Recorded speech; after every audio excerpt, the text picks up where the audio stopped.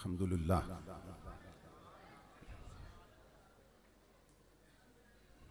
अल्हम्दुलिल्लाहिल्लज़ी ज़य्यनन नबिय्यीना बिहबीबिहिल मुस्तफ़ा व मन्ना अलल मुअ्मिनीना बिनबिय्यिहिल मुज्तबा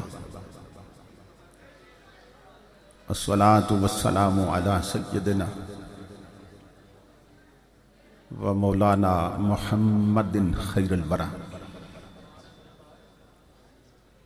व अला आलिहि व अस्हाबिहिल मुतअद्दिबीन बित्तक़वा।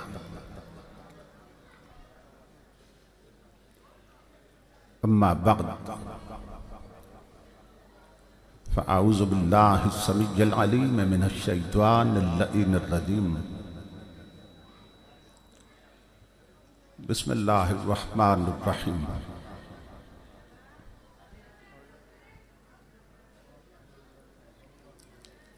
लक़द ख़लक़नल इंसान फ़ी अहसनि तक़वीम। सदक़ल्लाहु मौलानल अज़ीम। इन्नल्लाहा व मलाइकतहु युसल्लूना अलन नबी या अय्युहल्लज़ीना आमनू सल्लू अलैहि व सल्लिमू तस्लीमा।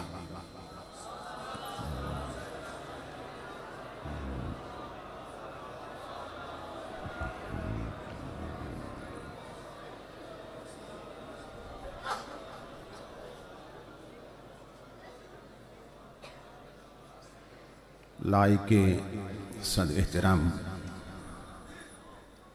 मोहतरम मशाइख़ उलमाए किराम और मुअज़्ज़ज़ ख़वातीन व हज़रात, अल्लाह रब्बुल इज़्ज़त का लाख लाख शुक्र है कि जिसने अपनी तौफ़ीक़ ख़ास से आपको और मुझे एक बार फिर इस अज़ीम शान कसीरुल बरक़ात और अज़ीमुल मक़ासिद कॉन्फ्रेंस में हाज़री का शरफ़ अता किया और बारगाहे रिसालत माब सल्लल्लाहु तआला अलैहि वसल्लम में गुलहाए अक़ीदत पेश करने की सआदत अता फरमाई। इस अज़ीम शान प्रोग्राम के इनेकाद पर मैं आप तमाम हजरात की खिदमत में बिलउमूम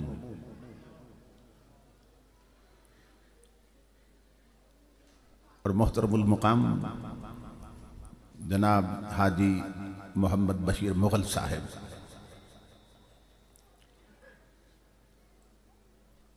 और उनके लख्ते जिगर बिरादर अजीज मोहतरम हाफिज ज़िया शाहिद साहिब और उनके जुमला अफराद खाना की खिदमत में बिलखुसूस दिल की अथा गहराइयों से हदिया तबरीक व तहसीन पेश करता हूँ और दुआ करता हूँ कि अल्लाह रब्बुल इज़्ज़त दोस्तों की इस मेहनत को और हम सब की हाज़री को अपनी पाक बारगाह में कबूल मंजूर फरमाए। मैं अपने बरादर अजीज जिगर गोशा शेख तफसीर वल हदीस उस्ताजुल उलमा हजरत अल्लामा कारी मोहम्मद इमरान साहिब आफ भाबड़ा शरीफ का शुक्रगुजार हूँ कि जिनके हुक्म की तामील में तारीख का तय्युन हुआ और मैं इस पाकीज़ा मजलिस तक पहुँचा। खुशबख्त और खुश नसीब होते हैं वो लोग जिन्हें अल्लाह रब्बुल इज़्ज़त इस तरह की पाकीज़ा मजालिस में हाज़री का शरफ़ अता करता है। मुजव्वज़ा उन्वान पर गुफ्तगू के लिए मैंने आप हजरात की खिदमत में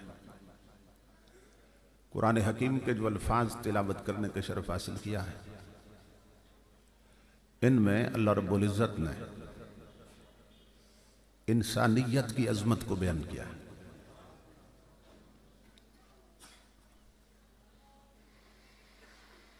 यूँ तो अल्लाह रब्बुल इज़्ज़त के हम पे बेशुमार एहसानात हैं कि जिनके बारे में उसने खुद इरशाद फरमाया, व इन तउद्दू निअमतल्लाहि ला तुहसूहा, कि अगर अल्लाह रब्बुल इज़्ज़त की नेमतों को गिनना चाहो तो गिन नहीं सकते, अनकाउंटेबल है, गिनती में नहीं आती। लेकिन मैं ये समझता हूं कि 4 एहसानात इतने बड़े हैं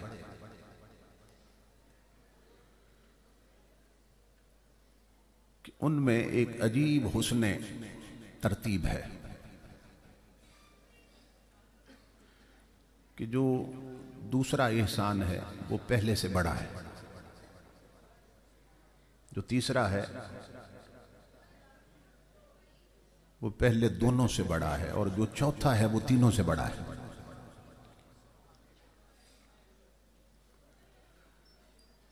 पहला एहसान ये है कि अल्लाह रब्बुल इज़्ज़त ने हमें 18,000 मखलूकात में से अशरफुल मखलूकात इंसान पैदा किया।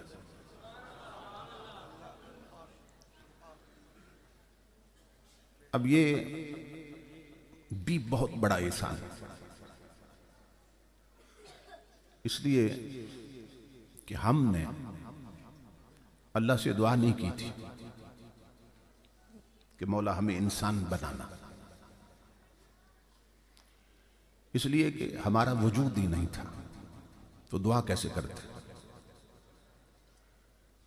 हल अता अलल इंसान हीनुम मिनद्दहर लम यकुन शय्यम मज़कूरा। अल्लाह रब्बुल इज़्ज़त कुरान पाक में फरमाता है इंसान पे एक ऐसा वक्त भी गुजरा है कि ये कोई काबिल ज़िक्र शय ही न था, उसने हमें अदम से वजूद अता किया, कुछ न होने से होना बख्शा। तो ये पहला एहसान है कि उसने अपनी 18,000 किस्म की मखलूकात में से हमें अशरफ बना दिया, अफजल बना दिया और आला बना दिया।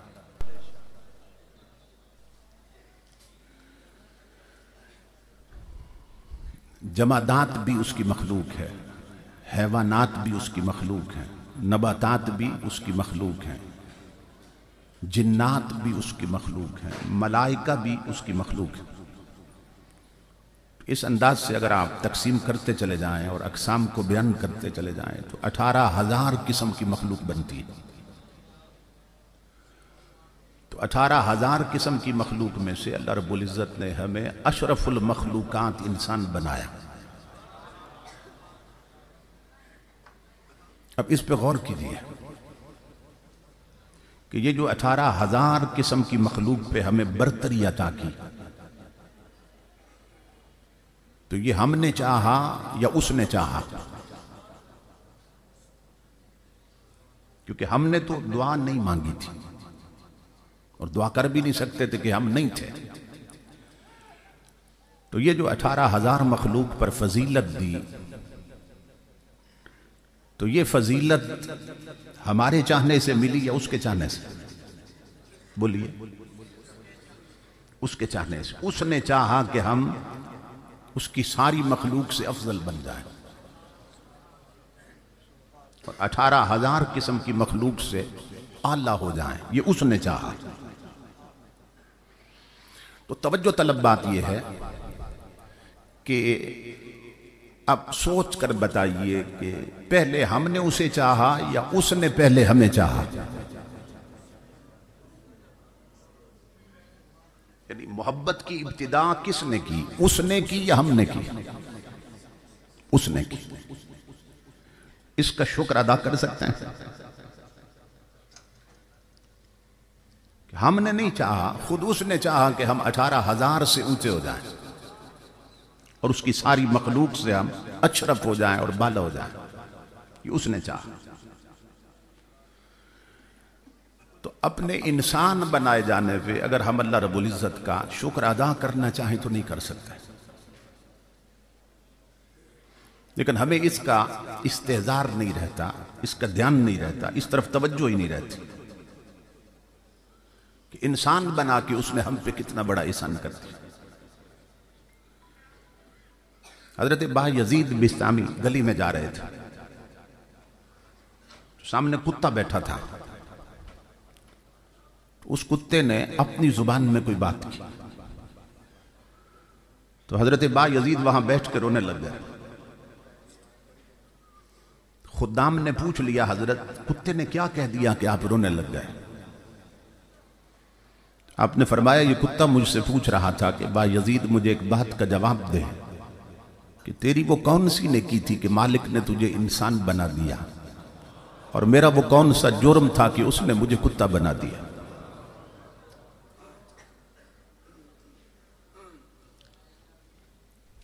तसव्वुर करें, कुत्ता कह रहा है कि वाह यजीद, तेरी वो कौन सी नेकी थी कि रब ने तुझे इंसान बना दिया, और मेरा कौन सा जुर्म था कि उसने मुझे कुत्ता बना दिया। तो कितना बड़ा एहसान है कि खुद उसने चाहा कि हम इंसान बने और हमें इंसानियत का शर्फ अता किया उसने। तो हजरत बा यजीद फरमाने लगे, ये कुत्ता मुझे कह रहा था कि बा यजीद, इसका तेरे पास जवाब कोई नहीं। तो कुत्ता कह रहा था कि अपने इंसान होने पे तकब्बुर न कर बैठना, कि बा यजीद इंसान होने पे तकब्बुर न कर बैठना, इसलिए कि न तेरी कोई नेकी थी न मेरा कोई गुनाह था। ये तो बनाने वाले की मर्जी है जिसने तुझे इंसान बना दिया और मुझे कुत्ता बना दिया। न गोरे को देखे न काले को देखे, पिया जिसको चाहे सुहागन वही है।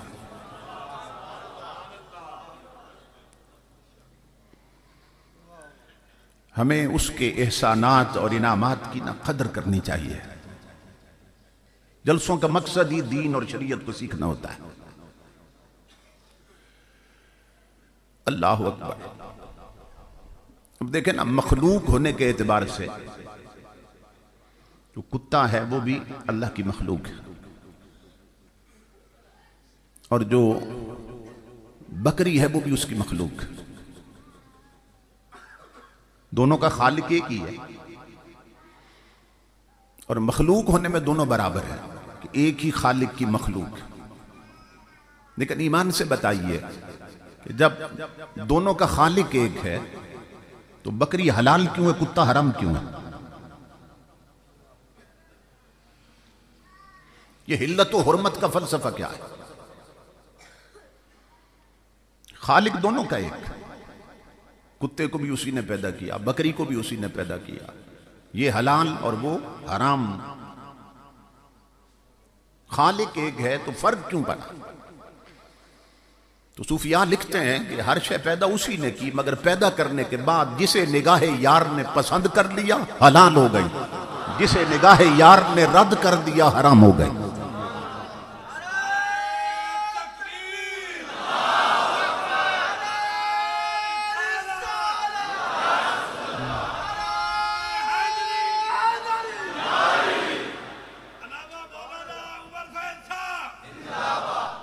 न गोरे को देखे न काले को देखे, पिया जिसको चाहे सुहागन वही। पिया जिसको चाहे, पिया न चाहे तो सगा चच्चा क्यों ना हो। अबू लहब पिया न चाहे, सगा चच्चा क्यों ना हो, रंगत गोरी क्यों ना हो, शमला ऊंचा क्यों ना हो, मक्के का वडेरा और सरदार क्यों ना हो, जहन्नुम का ईंधन बन जाता। और अगर पिया चाह ले तो हबशा का बिलाल क्यों ना हो, रंगत गाली क्यों ना हो, नाक चपटी क्यों ना हो, आंखें छोटी क्यों ना हो। इमामुल अंबिया के गुलामों, पिया पसंद कर ले तो बिलाल जन्नत का मालिक बन जाता है।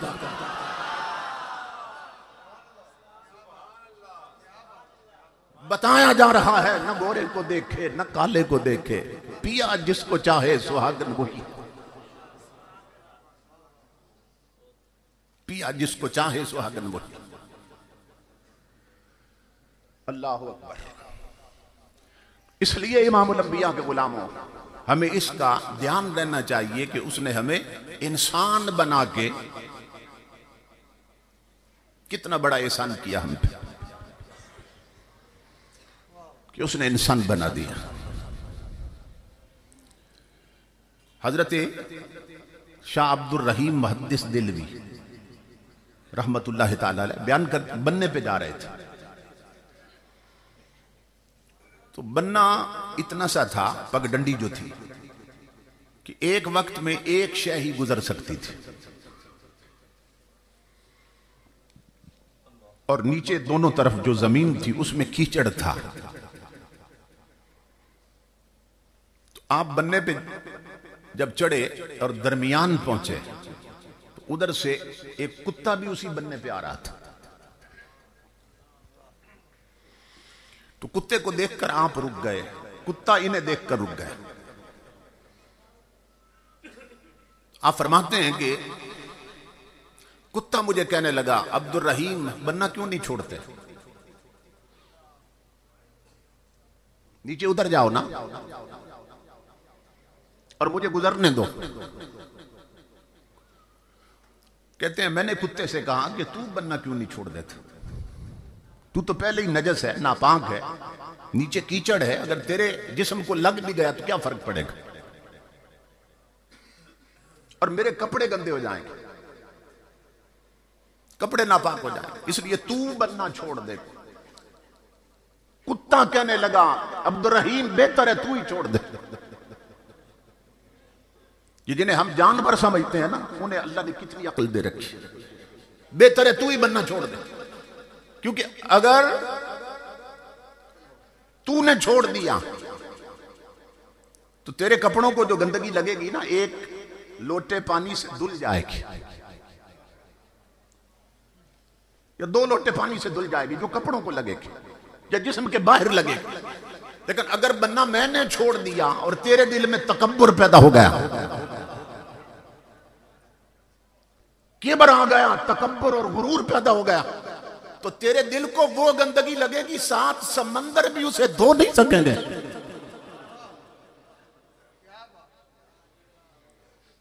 कुत्ता कहने लगा बेहतर है तू ही बनना छोड़ दे। इतनी अक्ल अल्लाह ने जानवरों को भी अता कर रखी। ये जो बड़ा बनना है ना, इसने हमें बर्बाद कर दिया। हजरत बुल्ले शाह गालिबन बड़ी खूबसूरत बात करते हैं, फरमाते हैं इस मैनू मार के मुंज कर और निकियां करके कुट, क्योंकि ये खड़ी हो जाती है और जब मैं आती है तो बड़े बड़े बर्बाद हो जाते हैं। ये तनी हुई गर्दनें ये कभी कट जाती है और कभी झुका दी जाती है। तो ये मैं है, इसने बड़े बड़ों को बर्बाद कर दिया। तो फरमाते इस मैनू मार के मुंज कर और निकियां करके कुछ कि फिर सर ना उठा सके, निकियां करके कुछ। तो पूछा गया फिर क्या होगा, फरमाया इस मैनू मार के मुंज कर और निकियां करके कुछ, फिर बड़े खजाने रब दे और जिमें चाहे पिया लुट।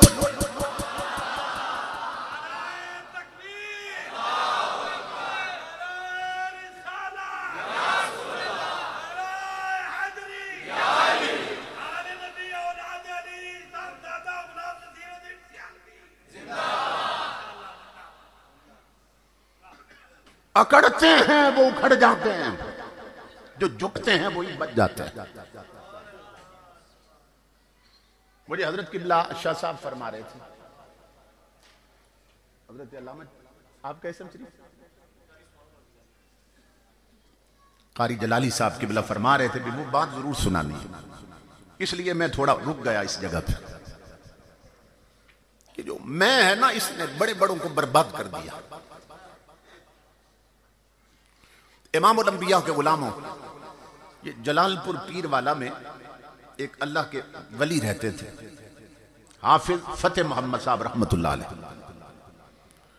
जब उन्होंने कुरान पाक में पढ़ा कि जो इबलीस था, फरिश्तों का हेड था और मुअल्लिमुल मलकूत था, वो किस शय पे मारा गया,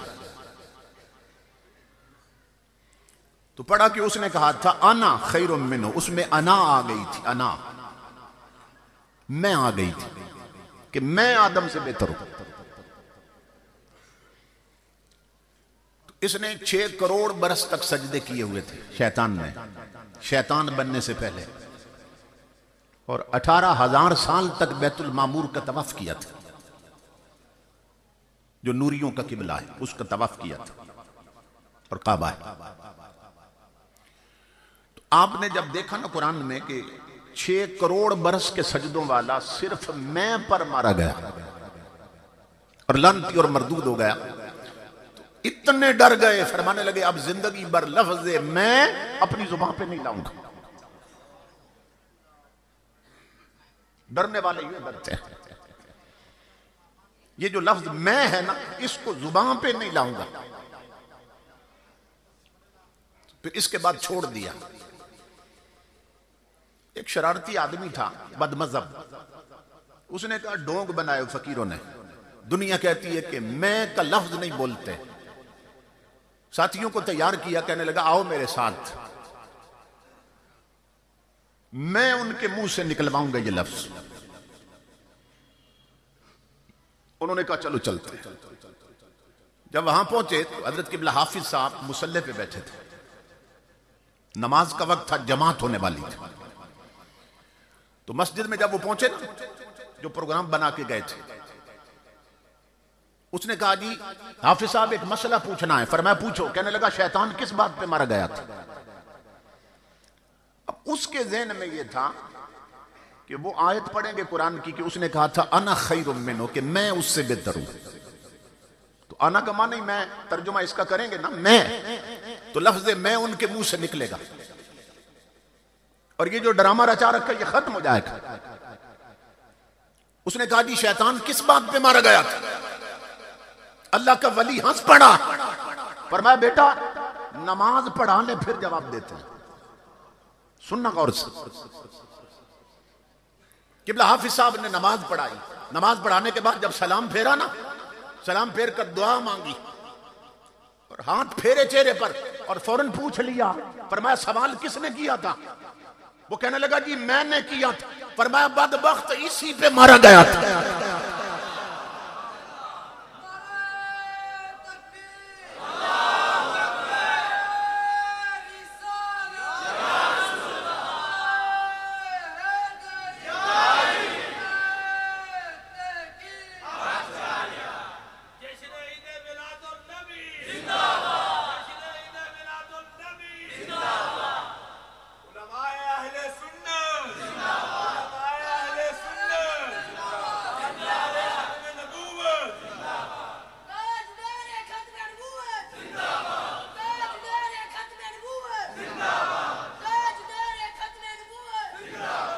इसलिए अर्ज कर रहा हूं मेरे आका के गुलाम हो, झुकना सीखो, झुकना सीखो। इस मैं को मिटा दो, इसे खत्म कर दो। इमाम अल-अंबिया फरमाते मन तवादा लिल्लाह फकद रफ़अहुल्लाह, जो उसके सामने जितना गिर जाए वो उसे उतना उठा देता है। जो जितना झुक जाए उसे उतना बुलंद कर देता है। तो अल्लाह रब्बुल इज्जत ने हम पे पहला एहसान ये किया कि उसने अशरफुल मखलूकात इंसान पैदा किया हमें।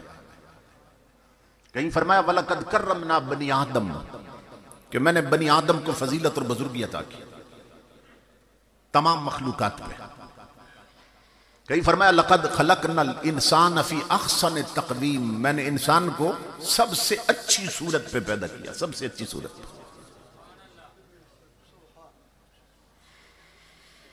इमाम अल-अंबिया के गुलामों कितनी अच्छी सूरत पे पैदा किया कि तफासीर में है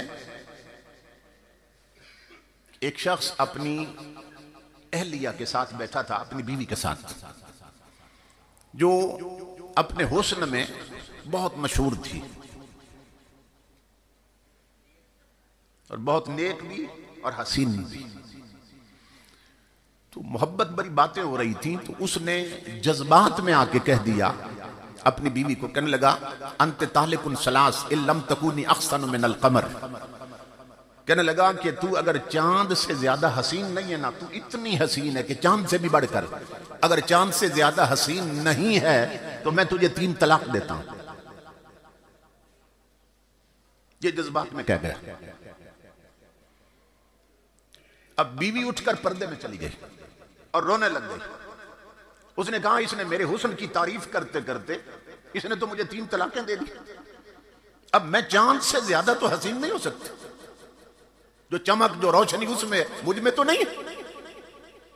रोने लग गई, वो भी रोने लग गया, परेशान हो गया, ये मैं क्या क्या बैठा। उठा कि अब उलमा से मसला पूछता हूं, उलमा से कि मेरी बीवी मुझ पर हलाल रही या हराम हो गई। एक ऐसी मजलिस में पहुंचा जहां 7-8 उलमा बैठे थे।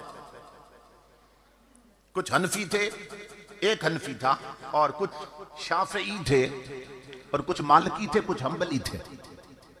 मुख्तलिफ मकातिब फिक्र के और फिका के लोग बैठे थे। एक इमाम आजम का मुकल्लिद बैठा, जिनके हम मानने वाले, हम हनफी हैं, इमाम आजम मुकल्लिद। उसने कहा जाकर उलमाए किराम मेरे मुंह से ये निकल गया, आपसे पूछना चाहता हूं कि मेरी बीवी मुझ पर हराम हो गई या हलाल रह गई। तो बाकी जितने उलमा थे सब ने कह दिया कि बीवी बीवी है, चांद की तरह तो रोशन नहीं, तो 3 तलाकें हो गई तेरी बीवी। इमाम आजम का शागिर्द चुप बैठा रहा। जब वो अपनी बात कर चुके तो कहने लगे तू नहीं बोला। उसने कहा मेरा फतवा तुम्हारे खिलाफ जा रहा। उन्होंने कहा वो कैसे? कहने लगा तलाक नहीं हुई। उन्होंने कहा तेरे पास क्या दलील है कि तलाक नहीं हुई और बीवी चांद से ज्यादा हसीन? कहने लगा मेरे पास आम दलील नहीं है, मेरे पास दलील है रब का कुरान। यही आयत पढ़ी उसने कि जिस रब ने चांद पैदा किया, सूरज पैदा किया, फूल दिए और उनमें खुशबू भरी, वो ऐलान कर रहा है लक़द खलक़नल इंसाना फी अहसन तक़वीम। वो कहता है वो शक्ल मैंने चांद को नहीं दी जो मुस्तफा के गुलाम को दी है।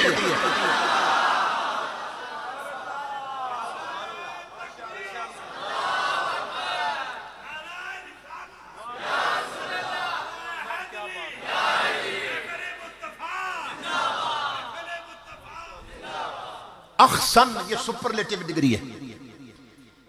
पैदा करने वाला कह रहा है अहसन तक़वीम कि वो शक्ल मैंने चांद सूरज और फूलों को नहीं दी जो इंसान को अता की है। तो तलाक नहीं हुई, तलाक नहीं हुई। आप तसव्वुर करें कि उसने हमें इंसान बना के कितनी फजीलत अता की, कितनी बरतरी अता की। और अब आशिक की बात बताऊं, किसी गुस्ताख ने कह दिया किसी आशिक के सामने कि तुम कहते हो कि हुजूर नूर हैं, तो देखो सूरज नूर है, उसकी तरफ देखा नहीं जाता, और हुजूर की तो लोग ज़ियारत करते थे, तो सूरज की चमक उनके चेहरे से ज्यादा है। यूं दलील देने लगा। आशिक तड़प उठा, उसने कहा नादान तू कंपैरिजन कर रहा है, कंपेयर कर रहा है सूरज के साथ मुस्तफा के चेहरे, कंपैरिजन कर रहा, मुवाजना कर रहा। ओ नादान सुन, हमारा अकीदा ये है कि हमने माना है कि सूरज का जमाल अच्छा है, पर इससे 100 दर्जे मोहम्मद का बिलाल अच्छा है।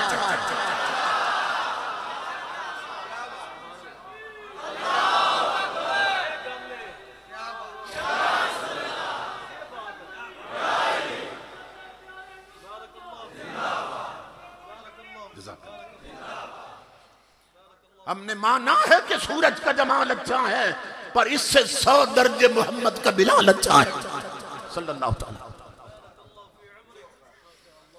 इमामुल अंबिया के गुलामों, उसने जो शक्ल, जो सूरत, जो अजमत, बरतरी और तफव्वुक इंसान को अता किया, वो उसने किसी और को अता नहीं किया। हजरत निजामुद्दीन देहलवी बैठे थे रहमतुल्लाह ताला अलैह, तो किसी शख्स के मुंह से निकला, जज़ाकल्लाह, मुंह से निकला कि काश मैं फरिश्ता होता, काश मैं फरिश्ता होता। आप जलाल में आ गए, फरमाया ओ नादान, और रब ने तुझे ऊंचा बनाया, नीचे क्यों आना चाहता है? खुदा ने ऊंचा बनाया, नीचे क्यों आना चाहता है? देखो ना, हमारा हाल ये है, जो बंदा बहुत नेक शरीफ हो ना, कहते हैं ये फरिश्ता सीरत है, तो ये तो फरिश्ता है। मगर जो इंसानियत की अजमत को जानते हैं, उन फकीरों का कौल ये है, वो कहते हैं फरिश्ता मुझको कहने से मेरी तहकीर होती है। मुझे फरिश्ता मत कहो, मेरी तौहीन मत करो। क्यों? फरिश्ता मुझको कहने से मेरी तहकीर होती है। मैं मस्जूद मलाइक हूं, मुझे इंसान रहने दो।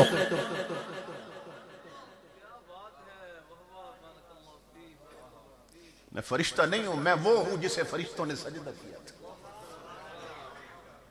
आपने फरमाया हजरत निजामुद्दीन देलवी ने, नादान अल्लाह ने ऊंचा किया, नीचे क्यों आना चाहता है? कहने लगा हजरत ये तलब इसलिए पैदा हुई कि फरिश्ता होता तो आसमानों की सैर करता, समावी कायनात में महवे परवाज रहता, कभी पहले आसमान पे, कभी दूसरे पे, कभी तीसरे पे जाता। ये इसलिए तलब पैदा हुई।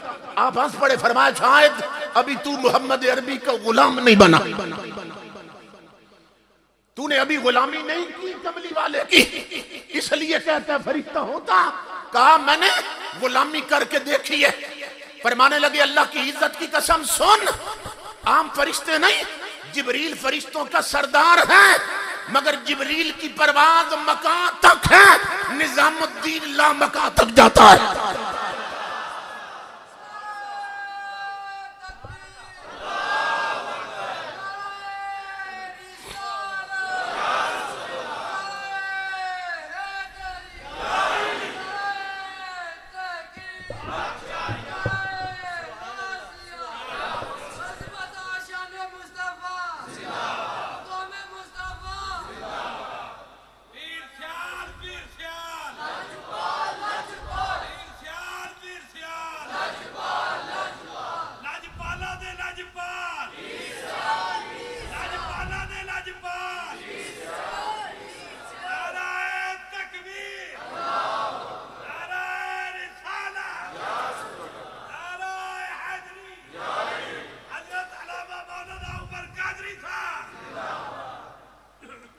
अल्लाह रब्बुल इज्जत ने इंसान बना के कितना बड़ा एहसान किया।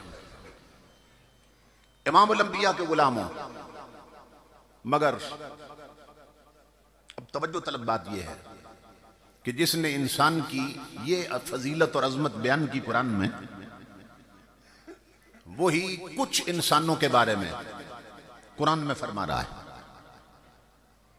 मक्का के काफिरों के बारे में अल्लाह फरमाता है लहुम कुलूबुन ला यफ़क़हून बिहा वलहुम अयुनुन ला यस्मऊन बिहा वलहुम अयुनुन ला युबसिरून बिहा वलहुम आज़ानुन ला यस्मऊन बिहा। अल्लाह फरमाता है मेरे हबीब, ये जो मक्के के काफिर हैं, इनके दिल हैं मगर समझते नहीं हैं, आंखें हैं मगर देखते नहीं हैं, कान हैं मगर सुनते नहीं हैं। उलाइका कल अनाम, ए मेरे हबीब ये मक्के के काफिर ये जानवरों जैसे हैं।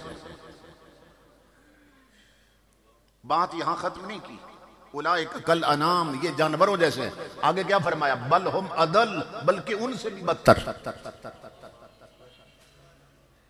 तो मक्के के काफिर अबू जाल, अबू लाब, उतबा, उतैबा, जिसको अतबा भी कहते हैं, ये इंसान थे कि नहीं थे? बोलिए, जानवर तो नहीं थे ना, स्ट्रक्चर और पैकर तो इंसानी थे। तो सवाल यह है कि जो कह रहा है कि इंसान अशरफुल मखलूकात है और इतनी फजीलत और अजमत कुरान में बयान, तो वो भी इंसान है मगर उन्हें कह रहा है ये जानवरों से भी बदतर है। कहीं फरमाया उलाइका हुम शर्रुल बरिया,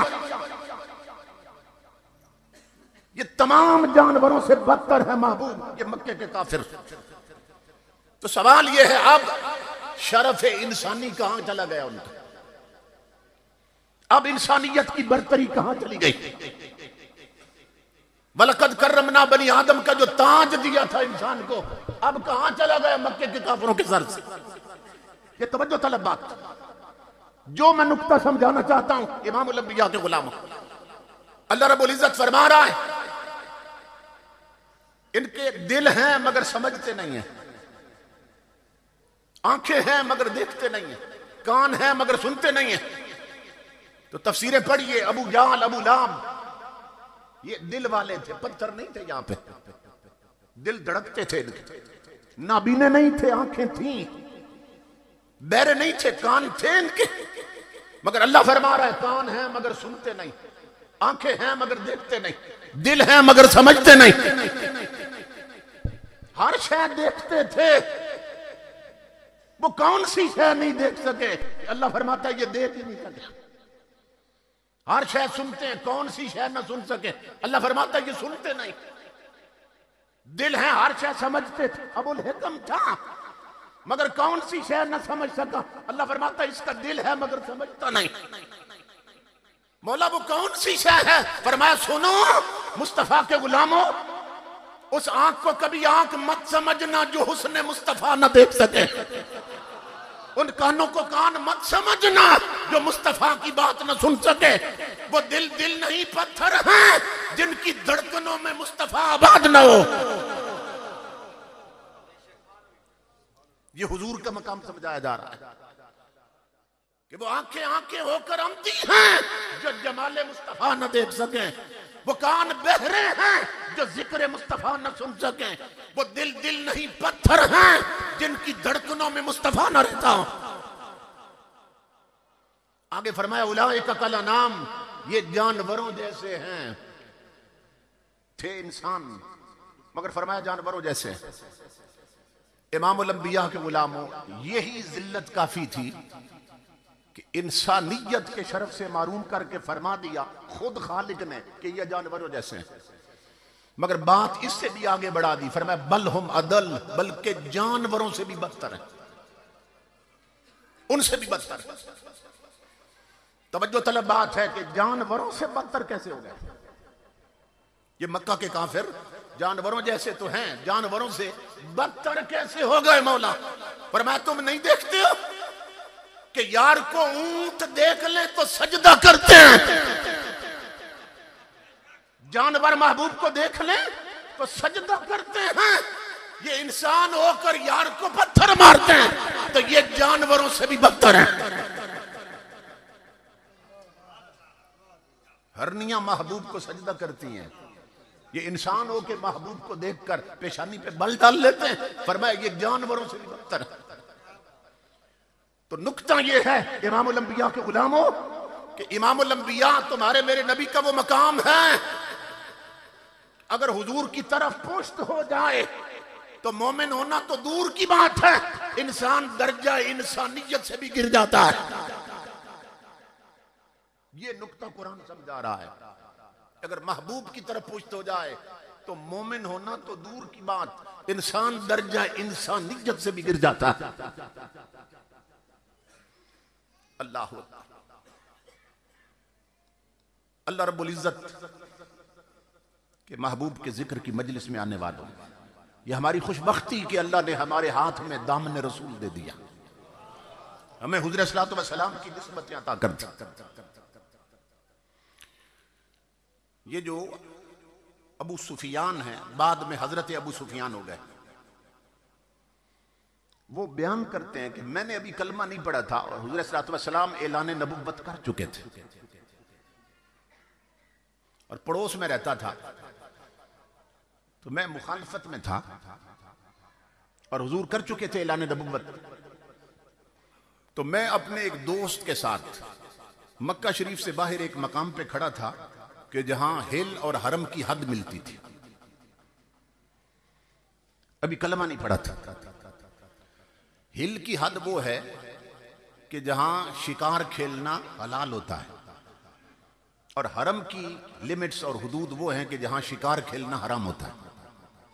काबे की हुर्मत और इज्जत की वजह से उसके चारों तरफ ना हुदूद हरम, तो उनके अंदर शिकार नहीं खेल सकते, आप एक चिड़िया को नहीं मार सकते। तो वो कहते हैं हम कुदरती बात के वहां खड़े थे उस बाउंड्री पे जहां इधर हरम की हद थी उधर हिल की हद थी, आपस में बातें कर रहे थे।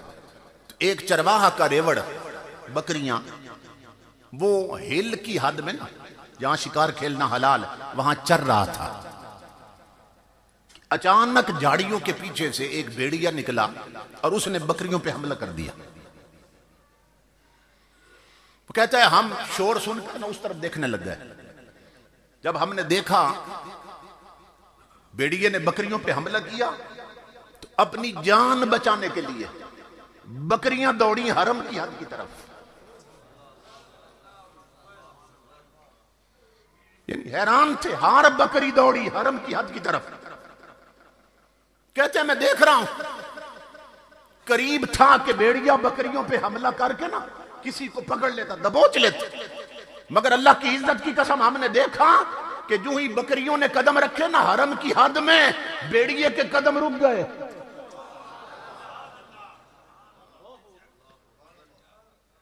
हिल की हद तक वहां रुक गया, हरम की हद में भेड़िया नहीं आया। कहते हैं मैंने अपने साथी से कहा, मैंने इशारा, मैंने कहा इधर तमाशा देख। वो एक दरिंदा होकर जंगल में रहकर हरम की हद ये भी पहचानता है। अबू सुफियान कहते हैं हैरत ज़दा होकर मैंने साथी से कहा इधर देख, दरिंदा है, जंगल में रहता, हरम की हद ये भी पहचानता है। अबू सुफियान कहते हैं लोगों अल्लाह की इज्जत की कसम, भेड़िया मेरी तरफ मुड़ा और मुझे कहने लगा अबू सुफियान, ताज्जुब की बात ये नहीं है कि मैं दरिंदा होकर जंगल में रहता हूं और हरम की हद पहचानता हूं। ओ अफसोस है तेरी अक्ल पर, तू इंसान होकर पड़ोस में रहकर मुस्तफा को नहीं पहचान सका।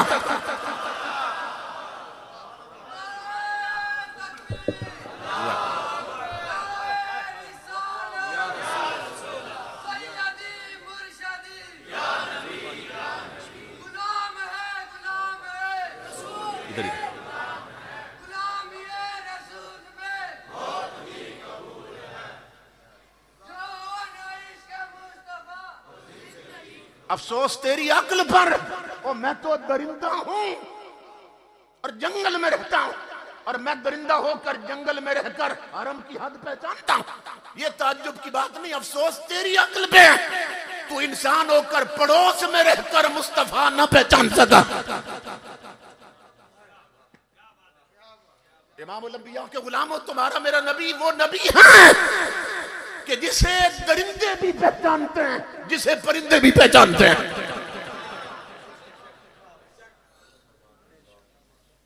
हर शय हुजूर को पहचान, ये हुस्न मुस्तफा है कि हर शय हुजूर से मोहब्बत करती है, हर शय हुजूर से इश्क करती है। अल्लाह अकबर। किसी ने बड़ी खूबसूरत बात की, उसने कहा कि आईना नीस्त दिल के दहद जहां बाहर कसे, ई पाराए अकीक बनामे तो कंदा शुद्ध। उसने कहा कि मेरा दिल जो है ना वो आईना नहीं है कि हर किसी को उसमें जगह मिल जाए। आप देखते हैं आईना जो है ना उसको बेवफा कहते हैं, हर जाई कहते हैं। क्यों? जो भी सामने आए ना उसको अपने अंदर ले लेता है, अपने मन में बसा लेता है। तो शायर कहता है कि मेरा दिल आईने की तरह नहीं है कि हर एक को अपने अंदर बसा ले। तो ये तो अकीक की तरह है, अकीक के टुकड़े की तरह। इस पे जिस यार का नाम कंधा हो गया ना, ना अब वो मिट सकता है, ना कोई नया नक्श बन सकता है। समझ गए? इमामुल अंबिया के गुलामों, अकीक ऐसी शय है उस पे जो नक्श बन जाए ना उसे खुरच के मिटा नहीं सकते और कोई नया नक्श बना नहीं सकते। आईने को लोग हर जाई कहते हैं, बेवफा है, जिसने देखा उसी को मन में बसा लेता। मगर मैं जो आपको बात बताने लगा, अब्दुल्ला इब्ने अब्बास हजरत मैमूना के भांजे हैं जो हुजूर की ज़ौजा मोहतरमा, उनके पास गए और वहां बैठकर रोने लग गए। कहा खाला जान, आंखें तरस गई हुजूर का चेहरा देखने के लिए, आका के फिराक में तड़पता रहता हूं, कोई सूरत बनाइए कि आका का दीदार हो जाए। तो तफसीरों में है फ़अख़रजत लहू मिरतन नबी सल्लल्लाहु अलैहि वसल्लम। हजरत मैमूना फरमाने लगी, ठहरो ठहरो, तुम्हें मैं हुजूर का दीदार कराती हूं। आका फौत हो चुके। उम्मुल मोमिनीन अंदर से वो आईना लाई जिसमें हुजूर अपना चेहरा देखते थे। हुजूर ना आईना हमेशा साथ रखते थे, और ये 6 चीजें हुजूर की सुन्नत हैं। सहाबा कहते हैं हुजूर से कभी जुदा नहीं होती थी। उनमें कंघी थी, सुरमा था, और आईना था, और खुशबू। ये 6 चीजें इस तरह की, मैं उस तफसील में नहीं जा रहा हूं। तो आईना हुजूर अलैहिस्सलातु वस्सलाम देखते थे, तो उसमें कंघी करते थे देख कर ना। अब किसी ने बड़ी खूबसूरत बात की है, वो कहता है कि अब ये समझ नहीं आती कि चेहरे में है आईना कि आईने में है चेहरा। चेहरे में है आईना कि आईने में है चेहरा। क्या जानिए अब कौन किसे देख रहा है, कि हुजूर आईने में अपना चेहरा देखते थे या रुखे मुस्तफा में आईना अपना मुंह देखता रहता था। इमामुल अंबिया के गुलामों, जिस आईने को दुनिया कहती है हार जाइए, हजरत मैमूना जब निकाल लाई ना आईना हुजूर का, कहने लगी अब्दुल्ला ये आईना देखो। अल्लाह की इज्जत की कसम मुफस्सिरीन ने लिखा है कि जब सहाबी वो आईना देखते तो आईने में अपना चेहरा नहीं, चेहरा मुस्तफा नजर आता था।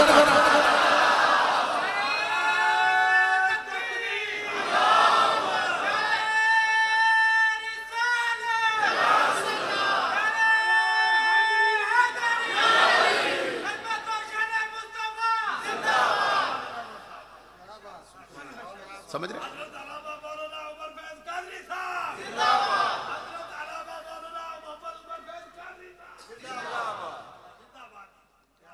इसलिए ये मैं बातें कर रहा हूं। आज वीसीआर ने, टीवी ने, नेट ने, फिल्मों ने, केबल के कनेक्शन ने, टच मोबाइलों ने हमारी आंखों से वो तकद्दुस पाकीज़गी छीन ली कि जो आंखें कभी चेहरा मुस्तफा देखती थी। इमामुल अंबिया के गुलामों, ये बताना चाहता हूं, नादान जवानों, जिस हुस्न के पीछे तुम फिरते हो और अपनी आंखें बदकारी पे लगा रखी हैं, सुनो, ये 4 दिन गुस्ल न करें तो बदबू आना शुरू हो जाए। ये फिल्मों में काम करने वालियां, ये अपने नंगे जिस्म दिखाने वालियां, ये 4 दिन गुस्ल न करें तो बदबू आने लग जाए। कुली न करें तो मुंह के पास मुंह ना किया जा सके। पेट में 2-2 रोटियों का फुजला उठाए फिरती हैं। जिनके पीछे तुम मर रहे हो, आओ जिक्र मुस्तफा की मजलिस में आने वालों, तुम्हें उस महबूब का दीवाना बनाए जिसके पसीने की खुशबू के सामने गुलाब की खुशबुएं मांद पड़ती हैं, जिसके तलवों की चमक के सामने चांदनी शर्मा जाती है, जो इशारा करे तो सितारे झुक झुक जाएं, जिसके लब हरकत करें तो खुदा अपनी तकदीर बदल दे, जो हंसे तो फूल झड़ पड़े, जो कदम उठाए तो सितारे झुक झुक जाएं, और जिसका चेहरा फिर जाए खुदा किबला बदल दे। आओ तुम्हें उस महबूब का दीवाना बनाए।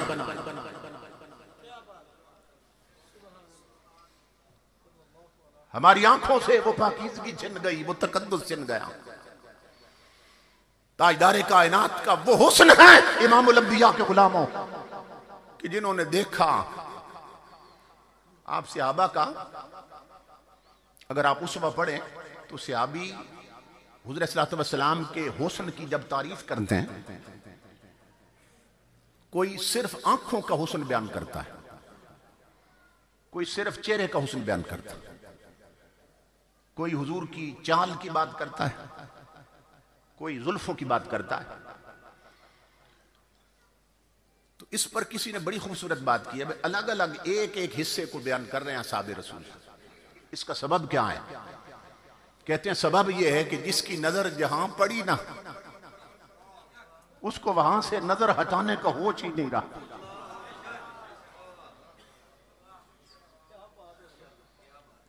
इमामुल अंबिया ने फरमाया था कि हजरत यूसुफ जो थे वो असबाह थे और मुझे रब ने अमलह बनाया। ये हदीस के 2 लफ्ज। हजरत यूसुफ अलैहिस्सलाम असबाह थे, यानी सबाहत थी वो आपके हुस्न में। और इमामुल अंबिया फरमाते हैं रब ने मुझे मलाहत अता की। क्या फर्क?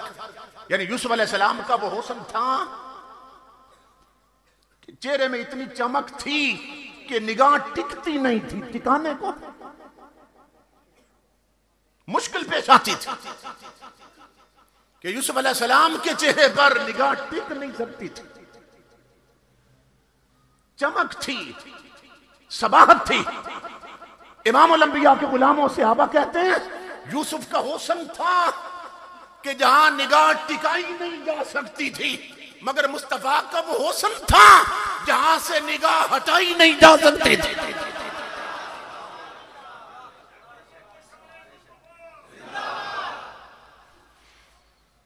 यही सबब है कि सैयदना सिद्दीक अकबर का जब दौरे खिलाफत था,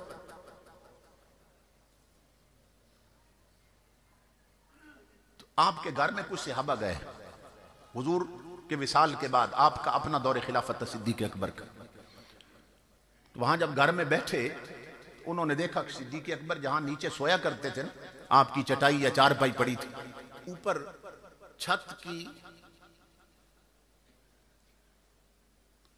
छत में जो खजूर के पत्ते वगैरह और जो लकड़ियां थी वो जली हुई थी। सहाबा हैरान होकर पूछने लगे घर वालों से, सिद्दीक अकबर घर नहीं थे, पूछा ये छत में कभी आग लगी थी? घर वाले रो पड़े, कहने लगे नहीं आग तो नहीं लगी कभी। उन्होंने कहा तो फिर ये कड़ियां जल क्यों गई हैं? छत में लगता है जैसे आग लगी है। तो मैं दिखाता हूं अल्लाह की इज्जत की कसम, घर वाले कहने लगे बात ये नहीं है, जब से हुजूर फौत हुए ना, यहां नीचे सिद्दीक अकबर सोते हैं रात, लेकिन हिजरे मुस्तफा में और फिराके मुस्तफा में सिद्दीक अकबर इतना तड़पते हैं कि उनका हर सांस शोला बन के निकलता है।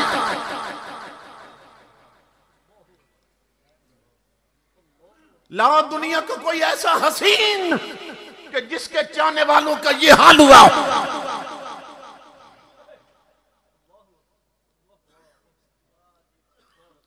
और अब ने इतना पैकर हुस्न जमाल नबी हमें अता किया, और वो हुस्न मुंतजिर है कि कोई आंख काबिल हो तो उस पे पर्दा हटाया जाए।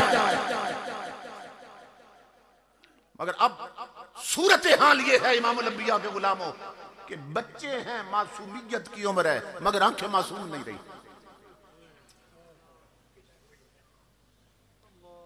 किसी की आंख पाक न रही, किसी की आंख में तहारत न रही। इस नेट ने, इस इलेक्ट्रॉनिक मीडिया और प्रिंट मीडिया की फैलाई हुई बेहयाई ने हमारी आंखों से वो काबिलियत छीन ली कि वो आंखें चेहरा मुस्तफा देख सके। खुदा के लिए इमामुल अंबिया के गुलामों, इन आंखों की हिफाजत करो। मेरी मां बहनों बेटियों, इन आंखों की हिफाजत करो। ये आंखें अल्लाह रब्बुल इज्जत ने इसलिए नहीं दी थी, इसलिए दी थी कि इनसे तिलावत कुरान की जाए, इसलिए दी थी कि तसव्वुर किया जाए ताजदारे कायनात का, और कभी मदीने से कर्म हो और पर्दे हट जाएं। और ऐसा होता रहा है, आज भी हो रहा है और हर दौर में होता रहा है। मगर देखा जाता है कि किसमें काबिलियत है और किसमें सलाहियत। इमामुल अंबिया के गुलामों, ताजदारे कायनात का फैज तो ये है और हुस्न ये है। आज हमारे यहां कंसेप्ट ये बन गया कि जो शादी का दिन होता है ना, शादी का दिन, उसको लोग समझते हैं कि ये जिंदगी से एक अलग दिन होता है, और अच्छे भले नमाजी उस दिन नमाज छोड़ देते हैं। यानी पहले अगर पढ़ते भी हैं, अक्सरियत तो नमाज छोड़ चुकी ना, जो पढ़ते भी हैं उस दिन उनकी नमाज भी रह जाती है। ना दुल्हन नमाज पढ़ती है, ना दूल्हा नमाज पढ़ता। और पता है उसका सबब क्या है? हालांकि उस दिन तो सजदे और बढ़ जाने चाहिए थे। आज जिंदगी का एक नया बाब खुलने वाला, ताकि इसमें रहमतें और बरकतें बढ़ जाएं। मगर न दूल्हा पढ़ता है न दुल्हन पढ़ती है। क्यों? इसलिए नहीं पढ़ते, नमाज वुजू के बगैर नहीं होती। और जिस दूल्हे दुल्हन ने 35-40 हजार ब्यूटी पार्लर पे मेकअप का दिया। वो पागल है कि वुजू करके हर शय उतार दे।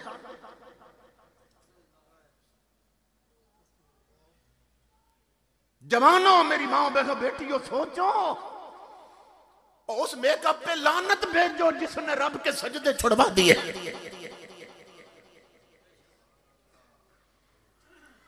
बल्कि मैं तो कहता हूं वो मेकअप करवाया क्यों था? 30-35 हजार लगाया कि जिसे पानी के चंद छींटे उतार देते। वो मेकअप क्यों करवाया तुमने? आका के जिक्र की मजलिस में आने वालों, माओ बहनों बेटी और भाइयों, वो मेकअप छोड़ दो जो यूरोप से आया और इंडिया की फिल्मों से सीखा। आओ मैं तुझे वो मेकअप देता हूं जो मुस्तफा के मदीने से आया।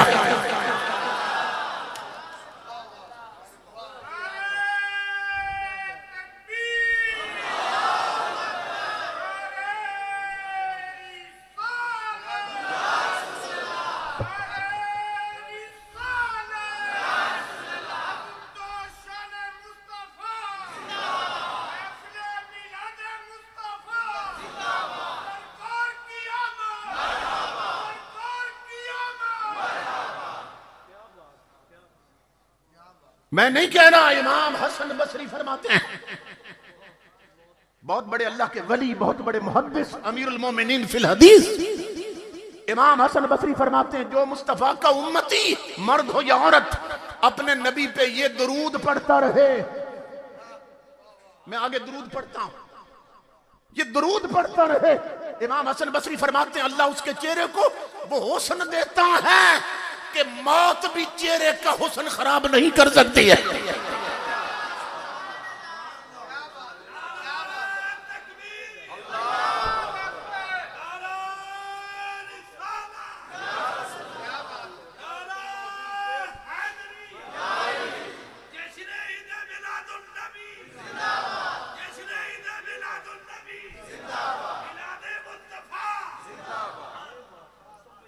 और गौर से सुनो वो कौन सा दुरूद है, चंद लफ्ज हैं।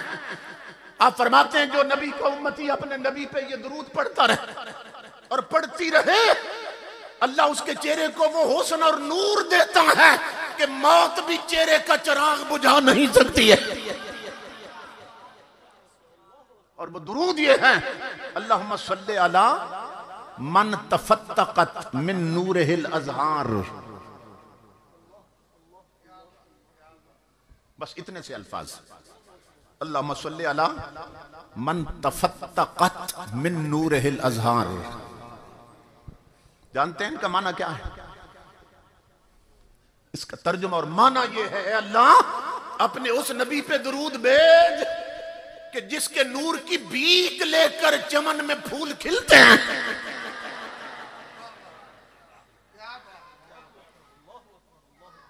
आज मेकअप कहीं खराब ना हो जाए इसलिए न दूल्हा वुजू करता है न दुल्हन वुजू करती। लानत भेजो उस मेकअप पर जिसने तुमसे सजदे छुड़वा दिए। आज तो चाहिए था दोनों वुजू में होते, ये बारात लेकर जाता अपने नबी पे दुरूद पढ़ता जाता, वो अपने साईं के साथ आती तो अपने नबी पे दुरूद पढ़ते आता, और जब अपने कमरे में तन्हा होते रात को तो मुसल्ला बिछ जाता और खामद हाथ पकड़ता अपनी जिंदगी, शरीक की जिंदगी और कहता आपस में बाद में मिलते, आओ पहले अपने रब और रसूल से मिलना। 2 रकत नफल पढ़ते और अपने नबी पे ये दुरूद पढ़ते। ये माहौल कब जिंदा होगा मेरी माँ बहनों बेटियों? कब मुसल्ले आबाद होंगे? कब मदीने से टूटे हुए राब्ते बहाल होंगे? कब आंखों में ताजदारे कायनात के हिज्र में आंसू छलकेंगे? कब हुजूर से ये इश्क और मोहब्बत पैदा होगा? तो आज ये है हमारे यहां अच्छे भले नमाजी नमाज छोड़ देते हैं। आओ मैं बताऊं उन सहाबा का हाल क्या था कि जिनके ईमान को अल्लाह रब्बुल इज्जत ने बतौर मॉडल और नमूना के पेश किया। फरमाया अगर फ़इन आमनू बिमिस्लि मा आमनतुम बिही फ़क़द इह्तदौ। ए बाद में आने वालों, अगर मेरे महबूब के सहाबियों जैसे मोमिन बन जाओ, अल्लाह फरमाता है मैं तुम्हें हिदायत याफ्ता होने की गारंटी देता हूं। अब मुख्तसर कर रहा हूं। इमामुल अंबिया के गुलाम हुजूर के एक जवान सहाबी हैं। शादी की पहली रात अपना टाइम टेबल ही ऐसा बनाया था कि हर नमाज हुजूर के पीछे पढ़ी। टाइम टेबल ही ऐसा बनाया था। मगरिब के वक्त नमाज हुजूर के पीछे पढ़ के न गए और दुल्हन को घर छोड़ा अपने बने सजे हुए कमरे में, और ईशा भी हुजूर के पीछे। दूल्हा पहली सफ में है और आज उसकी सुहाग रात। इमामुल अंबिया का यह मामूल था कि ईशा पढ़ के ना कभी कभी तो रुख अनवर सहाबा की तरफ फेर लेते, और कोई किसी ने सवाल पूछना होता उसको जवाब देते या खुद ही कोई बात शुरू कर देते। इमामुल अंबिया ने गुफ्तगू शुरू की। दूल्हा हुजूर के चेहरे की तरफ देख रहा है। बात बढ़ती चली गई, बढ़ती चली गई, रात ढलती चली गई। उस दूल्हे को याद ही नहीं रहा मेरी आज सुहाग रात। आला हजरत फरमाते हैं मदीने वाले, तेरे कदमों में जो है गैर का मुंह क्या देखे। आला हजरत का अदब देखिए। एक तरफ पूरी दुनिया के हसीनों के मुंह रखे हैं, कंपेयर करते हुए, मुवाजना करते हुए इन सारे चेहरों के सामने हुजूर का चेहरा नहीं लाए। अदब देखिए कुछ तइज के रसूल का। इधर पूरी दुनिया के हसीनों के मुंह रखे हैं, उधर मुस्तफा का तलवा रखा है। और आला हजरत अर्ज करते हैं मदीने वाले, तेरे कदमों में जो है गैर का मुंह क्या देखें, कौन नजरों में जचे देख के तलवा तेरा।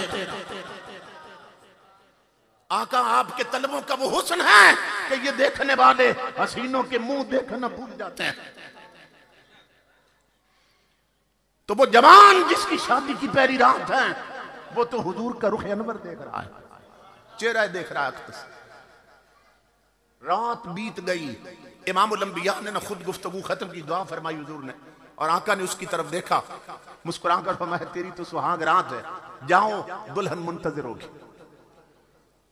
उठ खड़ा हुआ, दुरूद पढ़ता हुआ अपने घर की तरफ पहुंचा। घर थोड़ा दूर था, कुछ और देर हो गई।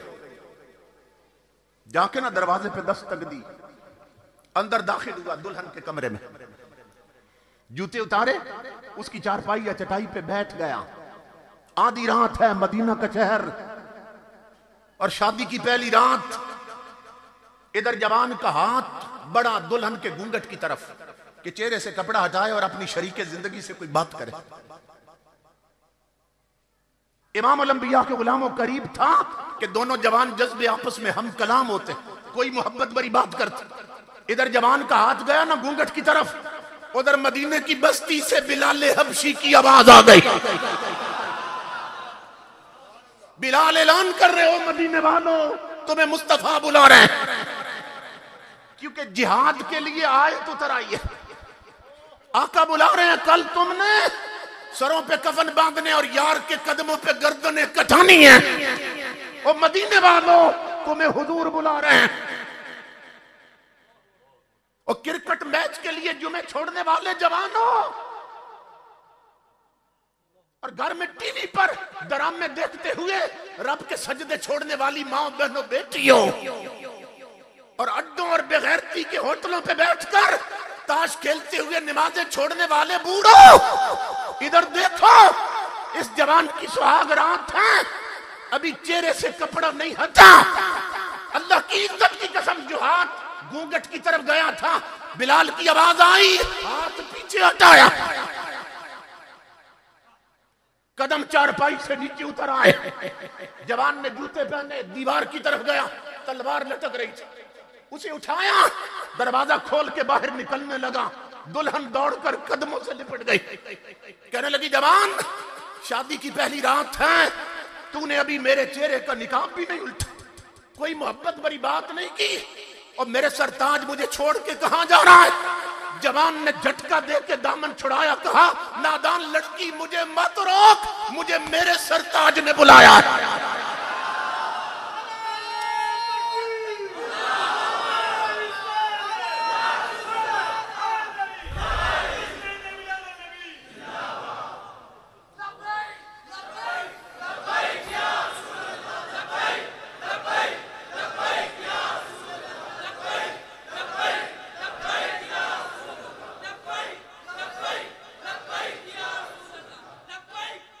जवान कहने लगा अगर तेरे सर का साईं मैं हूं तो कोई मेरे सर का भी साईं है, अगर तेरा सर ताज मैं हूं तो मदीने वाला मेरे सर का ताज है।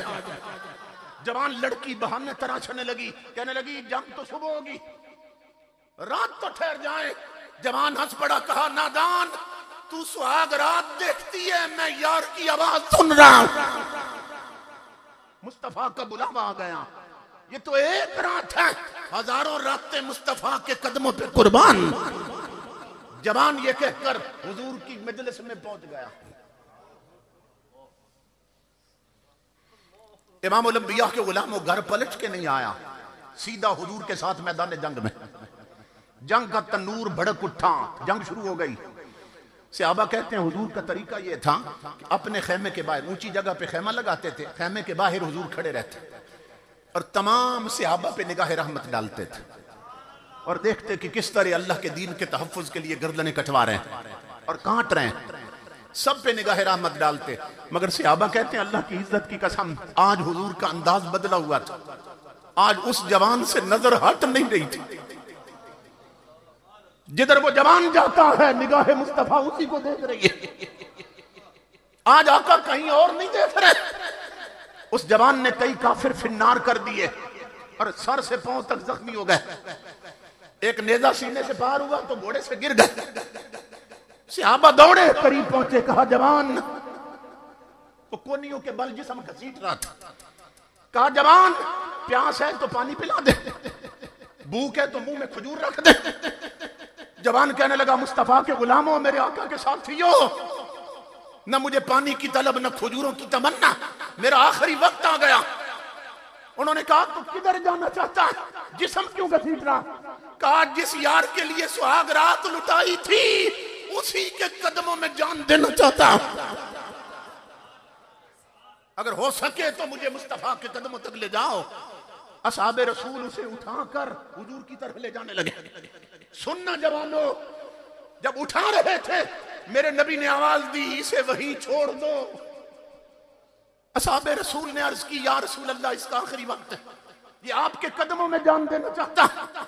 इमामुल अंबिया ने फरमाया, मैं जो कह रहा हूं वहीं छोड़ दो। क्यों? कि मैं अपनी उम्मत के जवानों को कयामत तक ये बताना चाहता हूं कि जो मेरे दीन और शरीयत के लिए सुहाग रातें लुटा दे, मुझे मिलने वो नहीं आते, उन्हें मिलने मैं आता हूं।